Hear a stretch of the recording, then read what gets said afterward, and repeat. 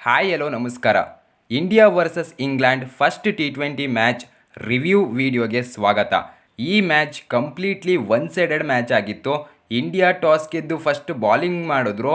ನಮ್ಮ ಬಾಲರ್ಸ್ ಮಾಡಿದ ಬಾಲಿಂಗಿಗೆ England batters stun ಆದರು. ಬಟ್ಲರ್ ಬಿಟ್ಟರೆ ಇನ್ಯಾರು ಹೇಳೋ ಅಂತ ಬ್ಯಾಟಿಂಗ್ ಆಡಿಲ್ಲ.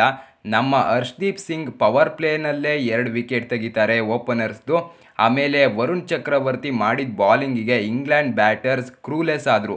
132 ರನ್ಸ್ ಹೊಡೆದು ಆಲ್ಔಟ್ ಆದರು. ಸೊ 133 ರನ್ಸ್ನ ಈಸಿ ಟಾರ್ಗೆಟ್ನ ಚೇಸ್ ಮಾಡ್ತಾ ಬಂದ ಇಂಡಿಯಾ 3 ವಿಕೆಟ್ನ ಕಳ್ಕೊಂಡು 12.5 ಓವರ್ಸ್ಗೆ ಚೇಸ್ ಮಾಡ್ತು. ಅಭಿಷೇಕ್ ಶರ್ಮಾ ಬೆಂಕಿ ಬಿರುಗಾಳಿ ಬ್ಯಾಟಿಂಗ್ ಆಡಿದ್ರು. 79 ರನ್ಸ್ಗಳನ್ನ ಜಸ್ಟ್ 34 ಬಾಲ್ಸಲ್ಲಿ ಹೊಡೆದ್ರು. ಅದರಲ್ಲಿ 5 ಬೌಂಡ್ರಿ ಮತ್ತು 8 ಸಿಕ್ಸ್ ಕೂಡ ಇತ್ತು.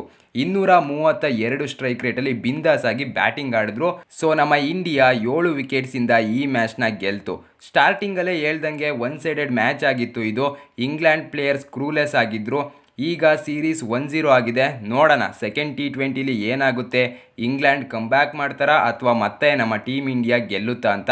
ಸೊ ಈ ವಿಡಿಯೋ ಇಷ್ಟ ಆಗಿದ್ರೆ ಲೈಕ್ ಮಾಡಿ, ಸಬ್ಸ್ಕ್ರೈಬ್ ಮಾಡಿ, ನನ್ನನ್ನು ಸಪೋರ್ಟ್ ಮಾಡಿ ಗೈಸ್.